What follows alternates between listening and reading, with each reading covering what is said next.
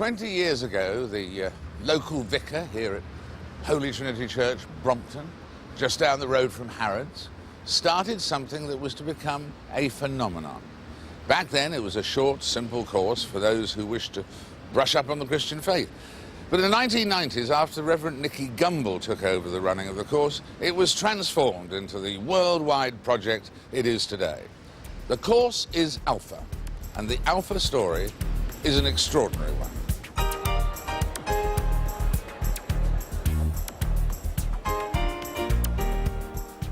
At a time when church-going has declined, Alpha has taken off. Many see it as the most important response the church has made to the decline of religious practice in Britain. It's done what church leaders have been trying to do for years, to bring the unchurched into contact with faith. In Britain, more than 1 million people have done Alpha at one of the 7,000 churches nationwide that are running the course. But it's not only in Britain that you'll find Alpha. Qui est Jésus? Wer ist Jesus? Cuando estaba en la universidad, compartía mi habitación con una The persona. Alpha course on video has been translated into over 30 languages, is available in more than 120 countries. So how does Alpha manage to bring people into contact with faith? Well, first and perhaps foremost, Alpha tackles the key questions of life. Something was missing. Everybody has what you might call the first order questions. Where do I come from? Where am I heading? Who am I? Is there a point to life? Does it have any meaning? Does it have any purpose? What happens when I die? What about my guilt? Is there such a thing as forgiveness?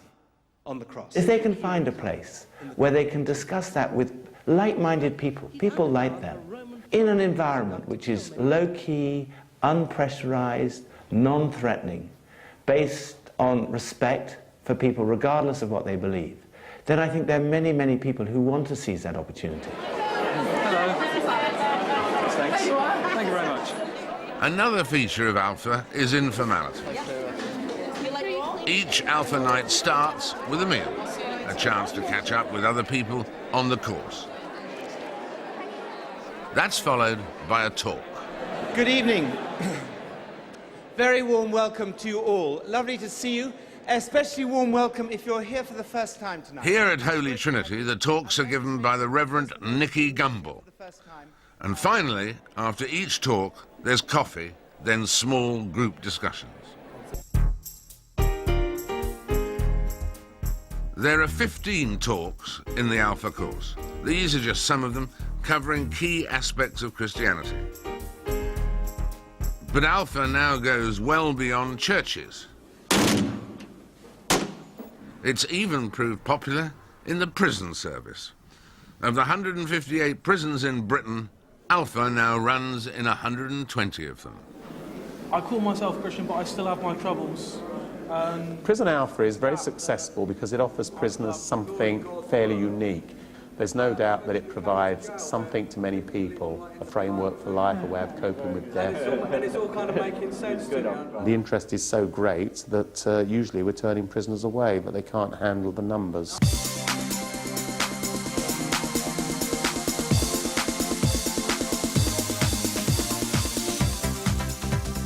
Welcome to Alpha. The talk that I'm going to do today is called Who is Jesus? Alpha for Students is also growing. Out of 171 universities in Britain, Alpha runs in 120 of them. People are searching. 2 years ago, only 5 ran the course. Alpha's achieved a lot for students in the way that it breaks everything down. So it's not everything in your face all at once. It breaks it down into steps. So each week you go to a different talk, a different discussion. They obviously can have a lot of questions. They can be very cynical and very critical, so they have those questions answered. In this series, we'll be focusing on 10 young people who are doing Alpha for the first time. What will they make of it? I've been to churches before, and to be honest, I found it so boring. But it's different at HTB because you can just be yourself. It seems from what I've heard that actually it seems to be getting the message across in a different way, and that's why I'm quite interested to actually go there and listen for myself. But Alpha 2, of course, has its critics. And to hear from one of those critics, we went to Sheffield, to St Augustine's Church, where we met the vicar of St Augustine's, the Reverend Dr. Stephen Shakespeare. The Alpha course is a very well-packaged presentation of a particular view of Christianity.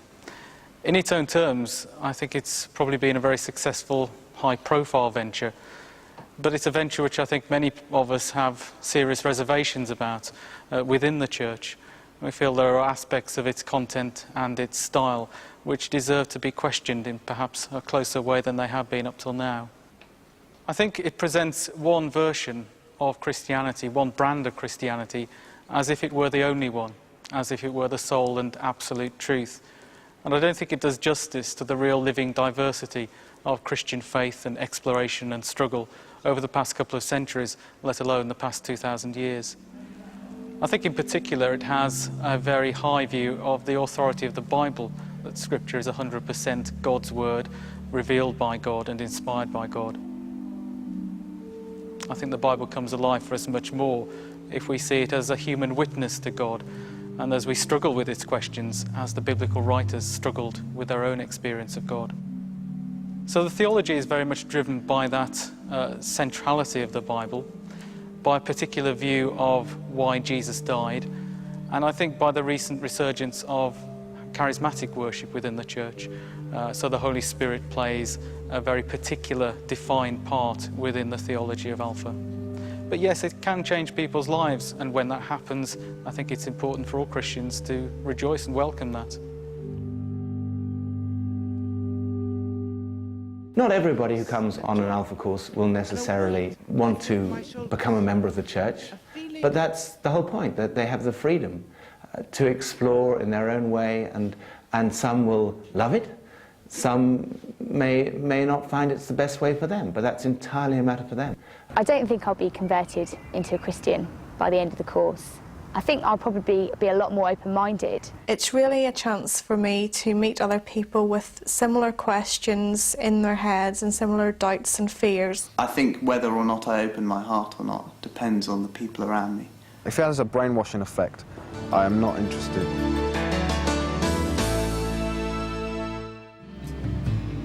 My name's Paul Cowley. I'm originally from Manchester.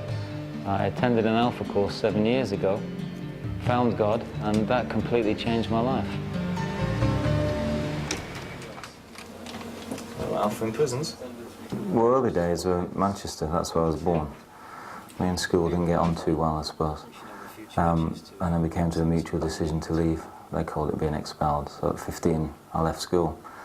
At the same time as leaving school, I left home. So I was on the streets. Then I got involved with a gang. They started to teach me things like breaking into houses, stealing cars, football violence. And that led to a relationship with the police. And I spent some time in a prison. I came out of there when I was 20. And I saw a poster for the army. It said, "Do you want a life of adventure?" Well, it was certainly better than the life I had. Well, I thought it was. And it said, "Go to your nearest recruiting office." So I did. The army was great. We moved to Germany. I had a new wife, and things were going great. But I used to drink a lot. I was a womanizer. It started to go downhill, and we thought children might fix it. So we had a child. Clinton was born, my son. I thought that would fix it, but it didn't really. That just added to the pressure. So 3 years into the marriage, I left Lynn, my wife, and Clinton. And I didn't see him, really, again, until he was 15.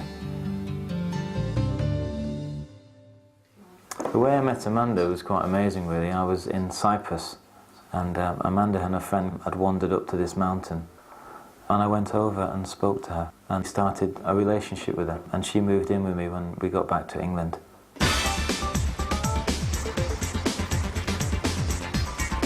I got posted back to England. I had a house now, I had a good job, and I had a great girlfriend.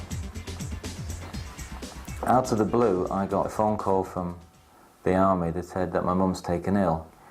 But it was too late. Cancer had got into one of her lungs, and she died in my arms. I think finding that my mum was a Christian was completely bizarre. She was this hard woman from Birkenhead who was just a warrior in my eyes, who could argue with anybody. In a way I thought, if she can do this stuff, then I'm going to try and find out what she's on about. So we did, we signed up for this Alpha course. It was just amazing. When I said that prayer on asking God into my life, things did start to change. I've been with the same woman for nearly 16 years. I've been married for 8 years. I can hold a relationship down. I've got a daughter who's 3. I want to be the best father I can be to that daughter. I've got my son back in my life. I really do believe now in retrospect that God is big on reconciliation, on bringing people back together again.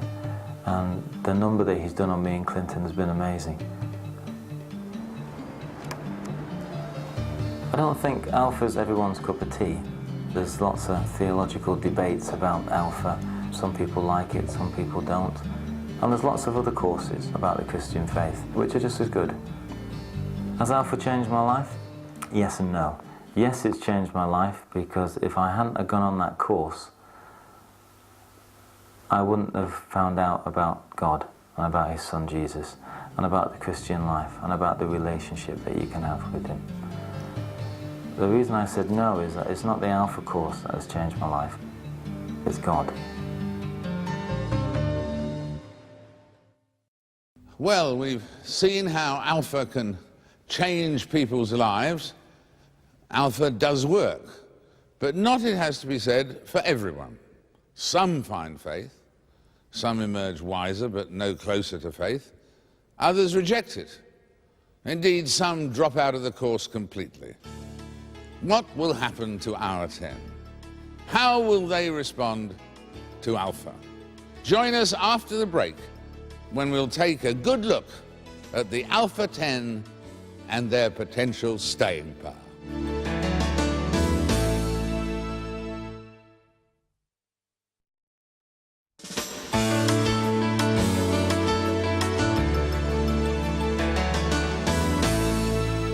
Welcome back. Before we meet our group, a word on how they came to be on this Alpha course and this program. Well, having heard about Alpha through friends or family, they simply decided to give it a try. Having made that decision, they then gave their consent to us filming them. So let's meet them now. The Alpha 10.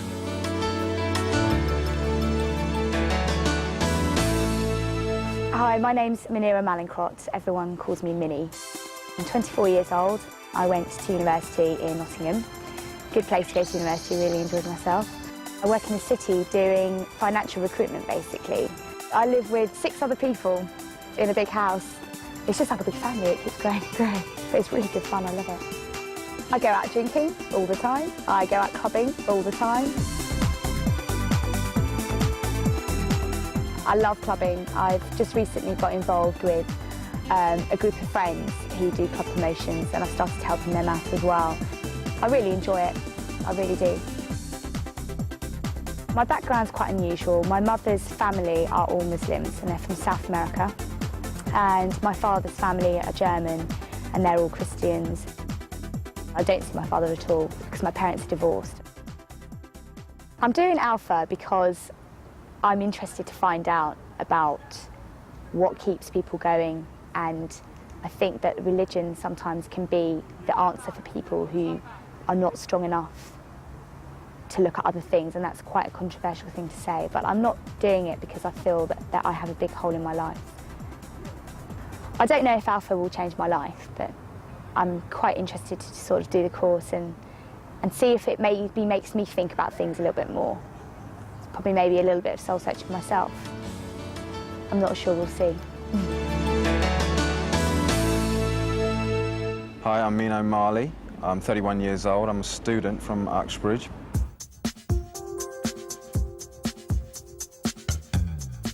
I'm studying moving images at the moment, which is basically to make documentaries. I live in Hillingdon, part of Middlesex. My family come from India. My parents come from a Hindu background. Personally, I would not say I'm a practicing Hindu, but but I do take on the beliefs of Hinduism, the morals of it, the understanding towards humanity. I do take that, but I could say that I'm not that religious at all. I can't see myself being religious. There's too many questions, and they're not answered for me. After my father died, there was total rejection, total hatred towards God. I think it would, I just hated the sound of that word, God. I couldn't stand it. Slowly, I got aggressive, irritated due to it. When I ask people, do you believe in God? And they say yes, I cannot accept it. And I don't know why, I just can't accept that. I feel like I'm in a void at the moment. But if this course has something, or if this Alpha group has got something that I can relate to, and this gives me that, just a little hint, hope, that's a better word, or faith, let's put it that way, then yeah, I would be interested to find out what they're saying. But I would not take it wholeheartedly, I will question it. My name's Gillian Lindsay and I'm 24 years old. I work as a temp in the city with a financial IT company. I've been there for a couple of months now and I'm really enjoying it. I'm single at the moment. I've had a couple of boyfriends since I've been in London, but basically I'm not very lucky with them.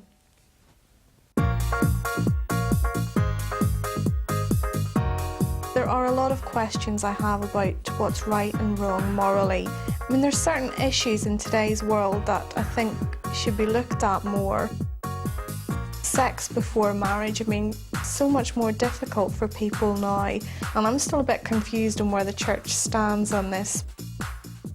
But I have to say that I'm particularly looking forward to the Holy Spirit weekend away, and I'm hoping that that weekend may be some kind of turning point in my life. My name's Harry Pole. I am 27 years old. I have a small flat in Hammersmith. I work for an investment bank in the City of London, most hours of the day. And it's a job that, because you put so much in, is immensely satisfying when you get the rewards. When you somehow or other you manage to get the deal done, that's satisfying. We're getting married in December, which everyone thinks is mad, but I like the idea of a winter wedding, and Lucinda seems to too. This is my engagement party, and it's all the friends I can muster, and many more friends of Lucinda's, all come together to I'm hoping, to toast me and wish me the best. Probably in reality to come and get some free booze off me, but there you go. Getting married is not something you should hide. If you're going to do it, you should do it in front of the world, in front of your friends and your family, and I suppose God. I want to do the Alpha course in order to put in context my marriage vows, to try and see those promises as more than a private contract. My name is Lucinda Wharton. I'm 22 years old. I work in a PR company. I'm an account executive, so I'm the lowest of the low, really. Is he doing the website, or do I need to sort that out? As Harry said, we're getting married in December in Gloucestershire, in Chipping Campden, which is my mother's church. Excited. My parents are divorced, so I have very strong feelings about marriage and that marriage is for life. I feel that to get married in a church, I need to reconcile my feelings about God, and I need to be able to walk down the aisle in a church with confidence, knowing what I'm doing. And at the moment, I kind of feel a bit guilty, really, about doing it without having a belief, as it were. My name is Tony Bolts. I'm 32 years old. I'm a self-employed painter and decorator. I live here in Battersea with my fiancée Veronica and our little boy Joshua, who's nearly 3 years old. It's a council estate, it's off the Surrey Lane. The rent's very cheap here. If I can save enough money, I'd like to buy a nice house with a nice garden. Joshua loves his nanny's house with his garden. never get him out of there. My major problems are the financial and the business side of things. I've always been taught to work hard, always worked hard. I mean, anyone who knows me knows I work very hard. Then never really had anything to show for it, never got on, you know, always sort of 2 steps forward, 1 step back. I really believe, I've spoken to other people, there's something missing in most people's lives. And I really think this is something that's going to fill that sort of almost a void. My name's Lola Grange. I'm 32 years old. I live in South London in Clapham. I work in a satellite telecoms company. We work with a lot of media companies and we basically send their programs via satellite for them. It's important that we sort this out so that we can sign the agreement. I work quite long hours, but I tend to try and get out and meet my friends. And definitely try and keep my dancing up. I try and do that two times a week. I'm doing the Alpha course basically because I realize that just having a belief in God is not enough. I expect to understand some of those areas that I don't quite understand. And I have a feeling that I might be a changed person at the end, yes, through that understanding of the Christian faith more. My name's James Bann. I'm 26 years old. I'm 27 in June. I'm head of production for Amber Books, and I deal with everything from initial artwork to final delivery of finished books into warehouses. It's something different to do every day, whether it's doing invoices or doing purchase orders or colour correcting or looking at films. There's always something different to do. I live in Lewisham with 2 other flatmates or housemates.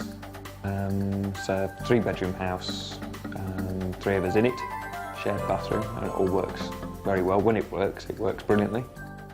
God to me is different things, I suppose. In the past, Alan Shearer was a god.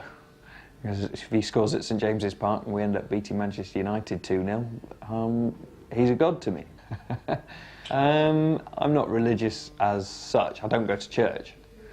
But I suppose, like everybody, when the proverbial hits the fan, everyone looks upwards and says, please help. I don't think Alpha will change my life, but it might influence the way I think about things and the way I go about things in the future. My name's Susanna O'Reilly. I'm 27 years old, 28 in June. I have just moved back up to London after travelling for 2 years, and I'm living in Wandsworth in a flat with 2 Australians. Susanna O'Reilly. I've just recently started work at a company called QAS, who sell computer software. Although I've appeared on the outside to be a very happy and bubbly person all through my life, on the inside I've actually not been.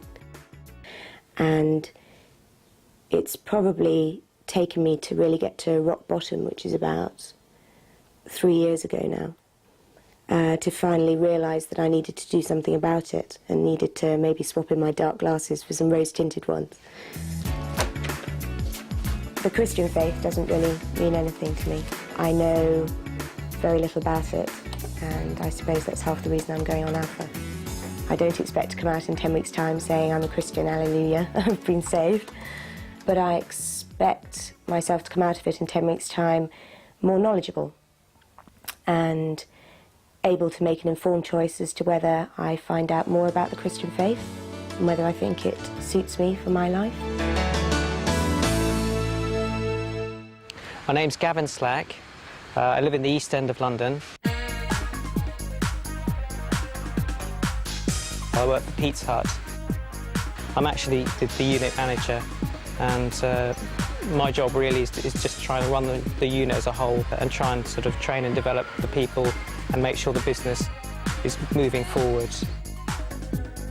My job is quite consuming, but I also try and keep fit, try and keep in shape.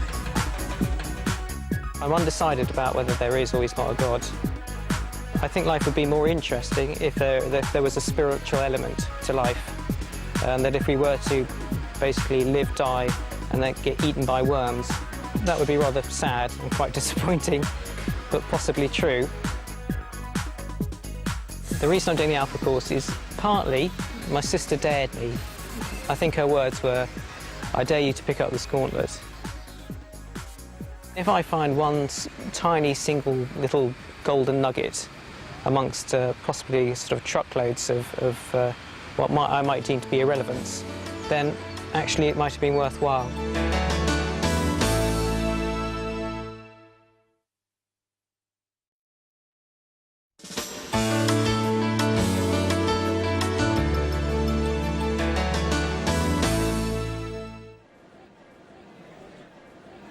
For much of my life, I've not been a Christian, and really I had a number of objections to the Christian faith. The first was I found everything relating to Christianity so boring. I found church boring, I found RE boring. I think if I'm honest, I found Christians a bit boring. And I found that whenever I went to church, I was depressed. In fact, I had sympathy with something I came across that Robert Louis Stevenson once entered in his diary, as if recording the most extraordinary phenomenon. He wrote, "I've been to church today and am not depressed." So I thought it was boring. I also thought it was untrue. For many years, I argued against the Christian faith. As a teenager, rather pretentiously, I called myself a logical determinist. And I wrote this essay at school disproving the existence of God. And such was the state of religious knowledge at the school I was at, they put it forward for the school prize for religious knowledge. But I thought it was untrue. And I also thought it was irrelevant to my life. I just couldn't see how something that happened 2,000 years ago, 2,000 miles away, could have relevance to my life today. We used to sing that well-known and rather wonderful hymn, Jerusalem, with this line, "And did those feet," meaning the feet of Jesus, "in ancient time, walk upon England's mountains green?" We all knew the answer was, no, they did not. Jesus never came anywhere near England. And it seemed totally irrelevant. But looking back, something was missing. Bernard Levin, perhaps the greatest columnist of our generation, has often said, "I'm not a Christian." One time he said for the 14,000th time, "I'm not a Christian." But he wrote this, "Countries like ours are full of people who have all the material comforts they desire, together with such non-material blessings as a happy family, and yet lead lives of quiet and at times noisy desperation, understanding nothing but the fact that there is a hole inside them. And however much food and drink they pour into it, however many motor cars and television sets they stuff it with, however many well-balanced children and loyal friends they parade around the edges of it, it aches." Freddie Mercury, the lead singer in the rock group Queen, had amassed a huge fortune, attracted countless thousands of fans. But he admitted in an interview shortly before his death that he was desperately lonely. "Success has brought me world idolization and millions of pounds, but it's prevented me from having the one thing we all need: a loving, ongoing relationship." And ultimately, there is only one relationship that is completely loving and totally ongoing. And that is a relationship with God. And Jesus said, "I am the way to that relationship." Jesus brings reality to a confused world. Jesus said, "I'm the way." He said, "I am the truth." Sometimes people say, "Oh, well, it's lovely for you, but I don't need a crutch. You know, surely this is for weak people who need something to fill a gap in their lives." But logically, that can't be the case. Because if Christianity is true, it's true for everyone. And if it's not true, then actually we're basing our life on a fallacy, and that's very sad. C.S. Lewis put it like this. He said, Christianity is a statement which, if false, is of no importance, and if true, of infinite importance. The one thing it cannot be is moderately important. Now, it's not easy to be a Christian, but it is such good news. It's not boring. It's so exciting. It's not untrue. It's true. And it's not irrelevant. It's relevant to every single one of us.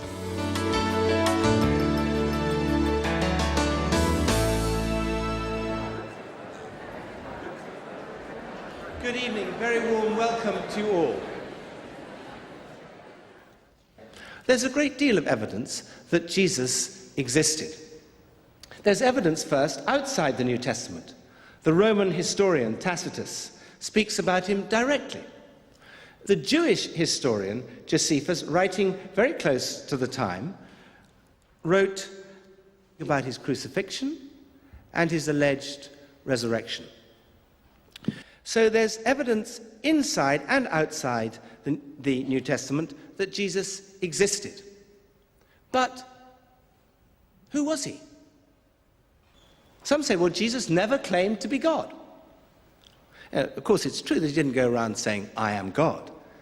But when one looks at all that he claimed and taught, there is little doubt that he was conscious of being a man whose identity was God. So, what evidence is there to support what he said? Number one, his teaching.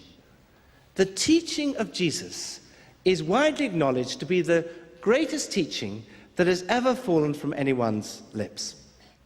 Jesus' teaching has been the foundation of our entire civilization in the West. Many of our laws were originally based on the teaching of Jesus. They're the greatest words ever spoken. They're the kind of words that you'd expect God to speak. Sometimes people say, on Alpha, why don't you start with, is there a God? Say, you start with Jesus, but I don't even believe there's a God. The New Testament theologian Tom Wright put it like this: the Christian claim is not that Jesus is to be understood in terms of a God about whom we already know. It is this: the resurrection of Jesus strongly suggests that the world has a creator, and that creator is to be seen in terms of, through the lens of, Jesus. So now the 800 or so doing this Alpha course go into small groups, as do our group of 10. Paul Cowley and his wife Amanda are group leaders. What about the talk tonight, Who is Jesus? And if we get back to that, are you surprised by the evidence that he's presented? I've always believed that he existed as a man. The problem I have is with the miracles, with whether or not he's God. I see him as somebody who existed. I probably see him as more a great philosopher of his time. Is probably how I have it in my head. I accept it, probably through fear and guilt from the way I've been brought up. But it's You bashed over the head with the Bible. I wouldn't like to put it like that, and I would like to say that I was a Christian and I have faith and believe, but because I've never actually been moved and had some kind of spirit-filled experience, I feel like a fraud, as if I can't be. I mean, in many ways, recently I've felt my life changing and moving in a direction, and I have started praying, and I do believe that, you know, this thing is finally coming to get me. but you sound like the bogeyman. Sounds like the Ghostbusters or something. Something like that. I can relate to what Gillian said because, I mean, I believe, but I don't really understand Jesus' role. Okay. Because every time I think about when I pray, I'm sort of praying to God, talking to God, and I don't understand about having that relationship with Jesus. So it was very interesting to actually to hear what Nikki said, because it was kind of making a picture of Jesus, which I've never really put together. See, when you talk about that belief, I respect it, yeah, but that's your belief, but I can't understand that. Yeah. It's hard. I mean, I really can understand where you guys are coming from. Don't get me wrong, it's brilliant how you think. It's a good faith. If you got it, brilliant. But unfortunately, I cannot relate to it. I don't have to come here. Bye then. Yeah. I just walked into that one, didn't I? So this session then has brought us to think about some things, hasn't it, really? Who is Jesus? He was quite a radical character in history, wasn't he? As we've come out to say. But we've got to stop there because we've run out of time. So thanks for tonight. Thanks. Let's go to the pub.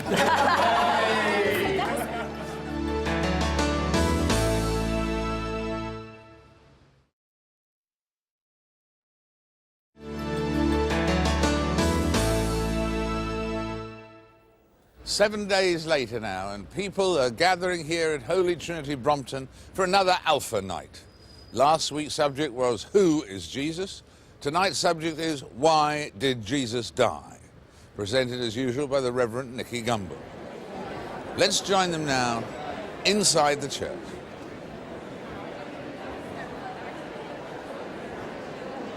Supposing I was to come in here tonight wearing one of these. This is a very nice gallows that I've had made. Imagine that I was to come in wearing that, or an electric chair, perhaps, around my neck. I wonder what you would think. Would you think it was a little bit macabre, perhaps, to wear a form of execution around your neck? Yet that is exactly what the cross is. It was one of the cruelest forms of execution ever invented. Cicero described crucifixion as the most cruel and hideous of tortures. Jesus was stripped, tied to a whipping post. He was flogged with 4 or 5 thongs of leather interwoven with sharp, jagged bone and lead. Eusebius, the 3rd century historian, described Roman flogging in these terms. The sufferer's veins were laid bare, and the very muscles, sinews, and bowels of the victim were open to exposure. He was then taken to the Praetorium, where a crown of thorns was thrust on his head. He was mocked by a battalion of 600 men, hit about the face and head. He was then forced to carry a heavy crossbar on his bleeding shoulders until he collapsed. Simon of Cyrene was press-ganged into carrying it for him. When they reached the site of crucifixion, he was again stripped naked. He was laid on the cross, and 6-inch nails were driven into his forearms just above the wrist. His knees were twisted sideways so that the ankles could be nailed between the tibia and the Achilles tendon. He was lifted up on the cross, which was then dropped into a socket on the ground. There he was left to hang in intense heat and unbearable thirst, exposed to the ridicule of the crowd. He hung there in unthinkable pain for 6 hours until his life slowly drained away. It was the height of pain and depth of shame. Would you like to turn right to the middle of the Bible, Isaiah 53, verse 6. This is a prophecy written hundreds of years beforehand. Very detailed about the death that Jesus was going to die. And here in the middle of it, Isaiah says this: we all, like sheep, have gone astray. Each of us has turned to our own way. And the Lord has laid on him the iniquity of us all. All we, like sheep, have gone astray. Let this book represent the things in our lives that we do wrong. Those things cut us off from God. Let this hand represent Jesus Christ. Jesus never did anything wrong. He lived a pure, sinless life. There was nothing between him and his Father in heaven. What the verse says is, all we like sheep have gone astray. We've turned everyone to our own way. The Lord has laid on him the iniquity of us all. That's why Jesus on the cross cried out, my God, why have you forsaken me?" At that moment, he was God forsaken. He was cut off from God for you and for me. The wonderful news is this. Do you see where that leaves us? It leaves us free to have a relationship with God. So that description that Nicky gave then is quite a powerful description when he reads about the crucifixion and what Christ went through. Is that shocking then to people? Absolutely, for me, yeah. I didn't realise. I always found it quite funny because I went around South America where they're very, very Catholic, and part of the thing in the Catholic Church is to have figurines of Christ on the cross. And they were so, huge gashes, blood. And I thought, I just looked at it and I thought, just how gruesome can you get? You're in a church and you've got these really gruesome things. He was just... And suddenly it all makes sense. I can see where they've got all these huge gashes and, compared to how Nicky was describing it, it seems quite... The figurines seem quite tame, really. Because, it just sounds Imagine so how horrible. he must really have looked, after all that. Is there like an official line on what the crime was? Because, as you say, it's a pretty severe punishment, and it's interesting the way you relate to it as like the physical reality of it. No. But what was the actual? I mean, that was the punishment. What's the actual crime? What was the? As we go through the course, not that I'm trying to not answer that question, but as we go through the course, bits and pieces will come out in it. But I think one of his crimes was that he called himself the Son of God. I don't think people took very lightly to that. You can be really. stoned or killed for blasphemy. Is this At within the that Roman time. Empire? Isn't it though that death seems to be a bit of a standard issue kind of punishment in those days? I mean, like, there was quite a lot of death around, and killing another person, it's actually quite quick and easy, isn't it? It's not too surprising that their punishment was really gruesome, because life was pretty bad, wasn't it? Yeah. It's still barbaric when you think about it even today. But You know? like afterwards, they sort, Nicky was saying that he was on the cross and he was crying out and saying, "Why are you not saving me from this?" And that's the thing that I just can't seem to justify or understand. To me, the enormity of what the importance the church had placed on, forgive them, Father, for they know not what they do. Those single words means that, from the church's point of view, it means you can download everything you've ever done onto this guy's shoulders, and it's great, and you can walk away from it So he's made free, us not responsible. blameless. Yeah. That's a burden. Lola. No, I just think that what Nicky was saying seemed to me that to believe that he died for your sins, you've actually got to become quite humble. You've actually got to accept yourself. You've actually got to look into yourself, because if you don't do that, I don't think you could actually go to the next stage. You've got to accept that you are a sinner, so you can't actually sort of give all your responsibilities away. Does that mean you would look at the cross differently then? Do you see it differently tonight? Yeah. You put the guillotine around his neck. That was like, I'd never thought about that before. No, that was... definitely. You know, I'd seen it as a nice piece of jewellery, or somebody proclaiming their faith, or... I don't know, when he just put the sort of guillotine around his neck. No, it wasn't. What was it? It was a gallows, hanging gallows. It's a funny thing to wear around your neck, isn't it? A form And of you execution. suddenly thought, oh yeah, that is quite strange. What I was interested in, what you said, Suzanne, I find in that is... It's all yours. No, you found it, Suzanne. Where is it? You read it. Basically, just read a bit, this ends. All right. It followed straight on from a section that Nicky read out earlier, and it said, "Those who believe in him are not condemned, but those who do not believe stand condemned already, because they have not believed in the name of God's one and only Son. This is the verdict. Light has come into the world, but people love darkness instead of light because their deeds were evil." I have a little bit of a problem with this. Does that worry you? Does that worry you? What did it do to you when you read it? Because you read on, didn't you? You read a little bit. Yeah, and I just thought, what sort of God would proclaim something like that? What, that's an awful thing to say. That is punishing people. That's not everybody's forgiven. People might believe, but to different levels.